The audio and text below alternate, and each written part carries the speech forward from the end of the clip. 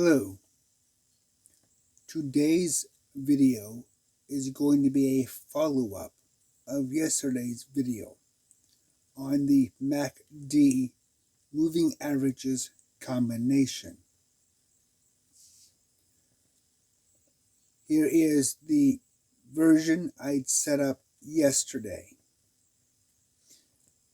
As I said yesterday, I did not try to improve or change on the basic concept, only replicate what I saw in a video that was sent to me. Today, I set up a similar situation where I did try to replicate it a little more thoroughly and at the same time improve it. I'm using a momentum out of the moving averages using both the high and the low of the price action to create a momentum channel. Now, I will zoom this back out so you can get a bigger picture. And as you can see from this chart, it looks a lot busier. One thing that is not openly visible on this chart is that this is subject to a lot of retracement. The retracement for this chart ironically looks fairly close to the purchases in this chart, much busier. So I decided to do a head-to-head matchup against both versions in a paper trader, version 1 and version 2. Both bots are identical in every way. The signals that come into these bots are going to be from version 2 into the version 2 bot, and from version 1 into the version 1 bot. I've even taken extra precautions in the setup to identify each bot closely for exactly which signal went where, to ensure that the analysis is as close to reproducible as possible and as thorough as possible in terms of which setup is going to be more profitable. A more rapid purchase schedule or a more surgical purchase schedule that is very prone to retracement. In both cases, I used the exact same coin with the exact same time frame. I covered the settings yesterday for version 1. I made no changes at all in the MACD settings. All of the changes took place in the moving averages settings. Those settings are as follows. Here you can see I changed the fast source, the slow source, the fast moving average, the slow moving average, and I put the algorithm to momentum. I also changed the fast line and the slow line to 200, as that seems to work well with every single time frame. Now, when you're using momentum, you cannot use a signal deviation, so this must be 0. So I'm going to leave this here for a few seconds so that you can copy them down for your testing as well. The high and the low as your fast and slow source is what creates the momentum channel. I wanted the fast moving average and the slow moving average to be identical so that the channel is consistent throughout the entire cycle. Also, that is the same for the number of candlesticks to use in the analysis. Both of them at 200, so that both lines are completely parallel to each other. So let's go back up here for one more round.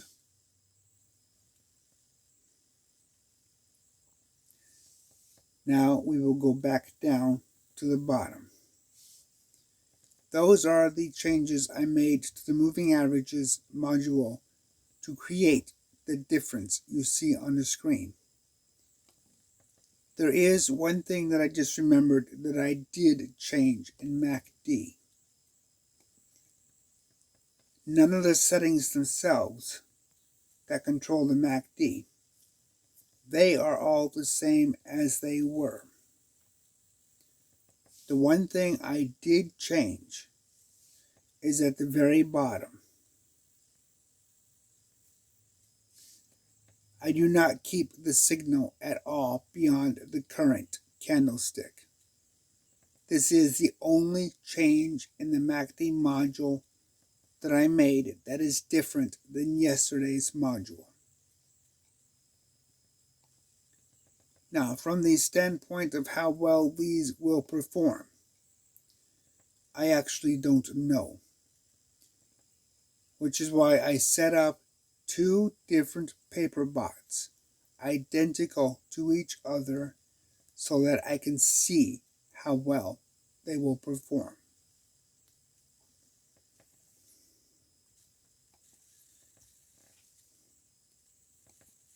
These bots are completely identical in every way except the title.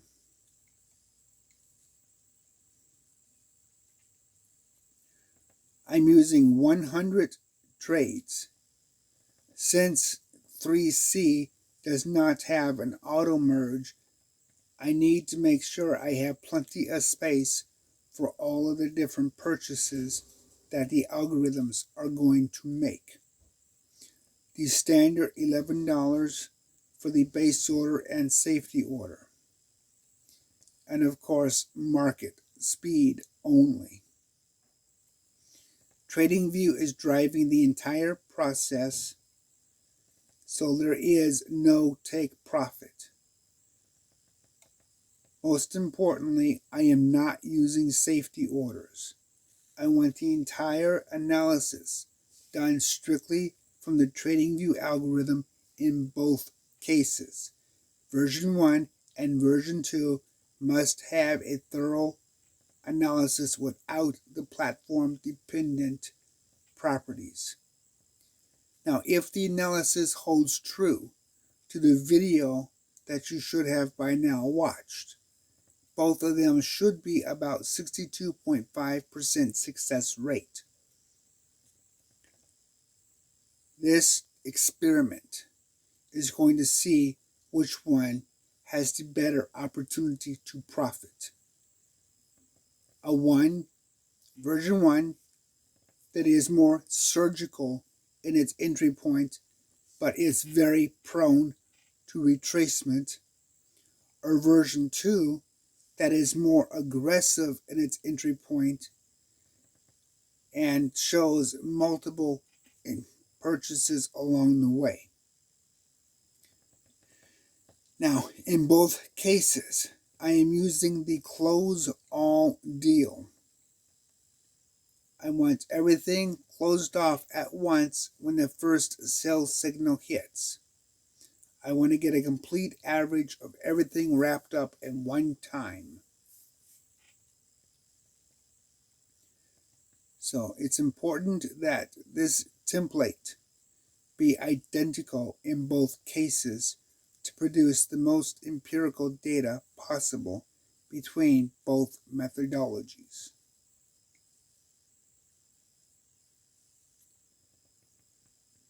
I'm going to let this run probably for a month or more to get a good analysis and frequently come back to it to see how well it is doing.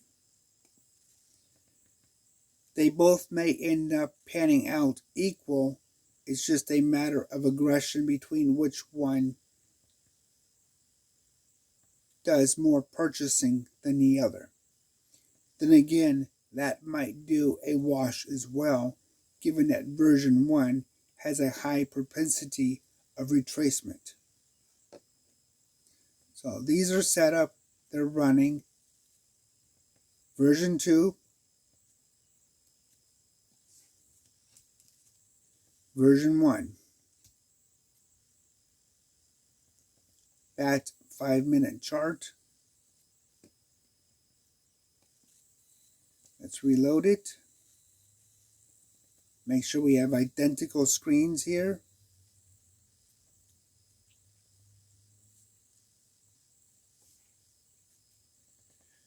And in both cases, the alerts are put on the MACD indicator.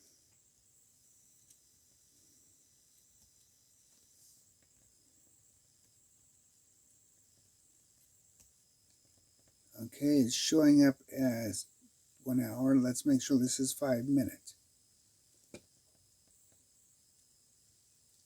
And of course, double check the alerts.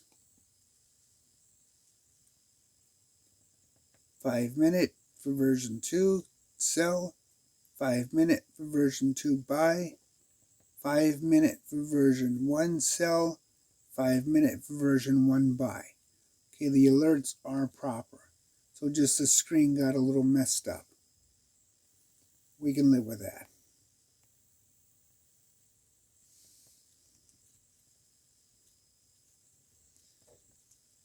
Okay, we can see this buy signal lined up pretty consistent on both charts.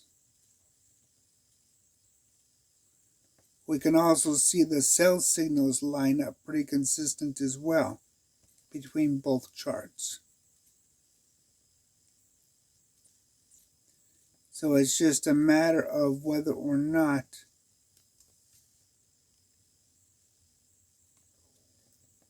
the more frequent buying is going to translate into more frequent profits.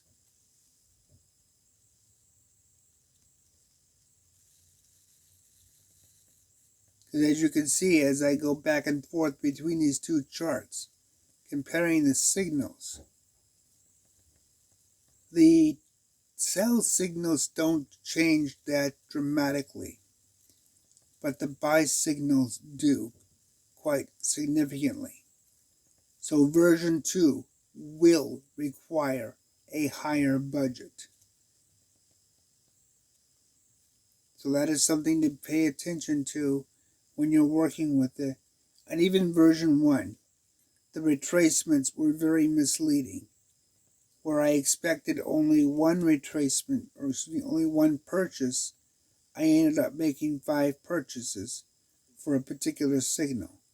So it was very misleading with the retracements, and I actually have to take and cross-match all of the entries in my CryptoHopper log with what happened. Let's see if I'm logged in. I may not be. Oh, great, I am. I have to cross-match all of my entries. Let's go to the trading history. And I'm only going to display for BAT.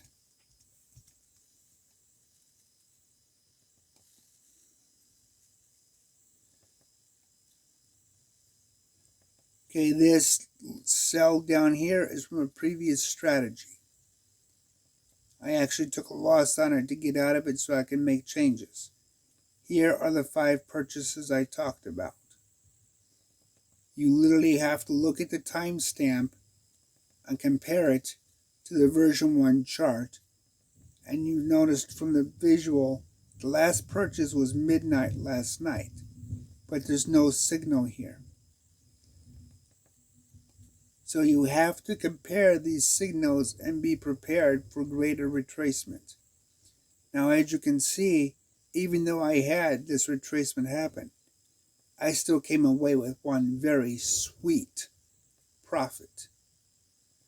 My fees are 0.2%, so I walked away out of this trade with 2.2% profit. Not bad at all. This did a good job. If the other one can pull off these kind of profits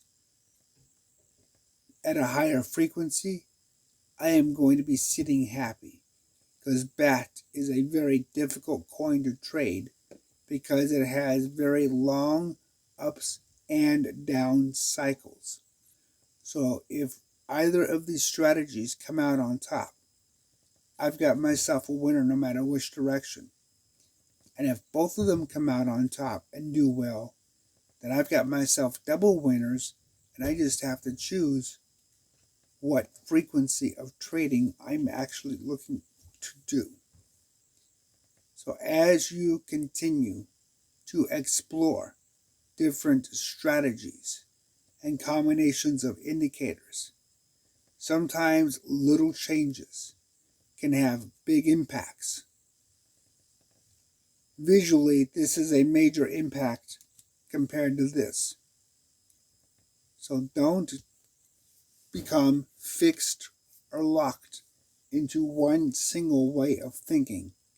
Be flexible about your thinking and your exploration of your trading strategies. I will follow up on this, and I will keep you apprised on how well this is actually working out with the trading for the testing. Until next time.